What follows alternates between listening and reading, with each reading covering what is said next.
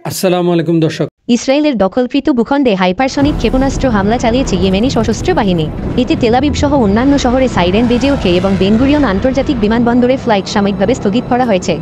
প্রতিবেদন অনুযায়ী রোববার ইয়েমেন থেকে ছোড়া ক্ষেপণাস্ত্র ইসরায়েলি সামরিক বাহিনী প্রতিহত করেছে বলে দাবি করেছে ইসরায়েলি টিভি চ্যানেল 12। হামলা প্রতিহত করা হলেও বেনগুরিয়ন বিমানবন্দরে ফ্লাইটগুলো স্থগিত রাখা হয়। ইসরায়েলের অন্য সংবাদ মাধ্যমগুলোর প্রতিবেদনে বলা হয়েছে, এদিন ইয়েমেনি হামলার কারণে অধিকৃত আল কুদস সহ 20টিরও বেশি শহর ও বসতিতে সাইরেন বেজে উঠেছে। বিষয়টি নিশ্চিত করে ইয়েমেনি সশস্ত্র বাহিনীর মুখপাত্র ব্রিগেডিয়ার জেনারেল ইয়াহিয়া সারি জানিয়েছেন, তাদের সামরিক বাহিনী ইসরায়েলের তেলাবিবে অবস্থিত বেনগুরিয়ন বিমানবন্দর এবং একটি মার্কিন যুদ্ধজাহাজকে লক্ষ্য করে হামলা চালিয়েছে। রোববার এক বিবৃতিতে ইয়েমেনি সেনাবাহিনী জানায়, তারা প্যালেস্টাইন -2 নামে একটি সুপারসনিক ব্যালিস্টিক ক্ষেপণাস্ত্র দিয়ে বেনগুরিয়ন বিমানবন্দরে আঘাত হেনেছে।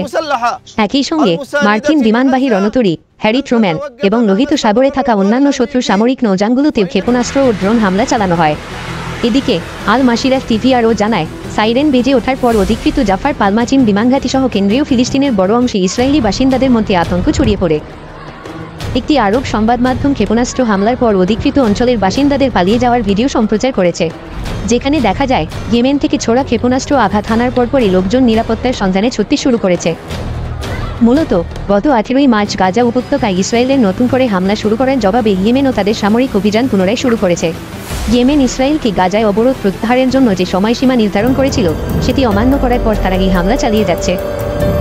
ইসরায়েলের বিরুদ্ধে সামরিক অভিযান অব্যাহত রাখার ঘোষণা দিয়ে ইয়েমেন বলেছে, গাজার যুদ্ধ শেষ না হওয়া পর্যন্ত তারা ফিলিস্তিনের পক্ষে লড়াই চালিয়ে যাবে।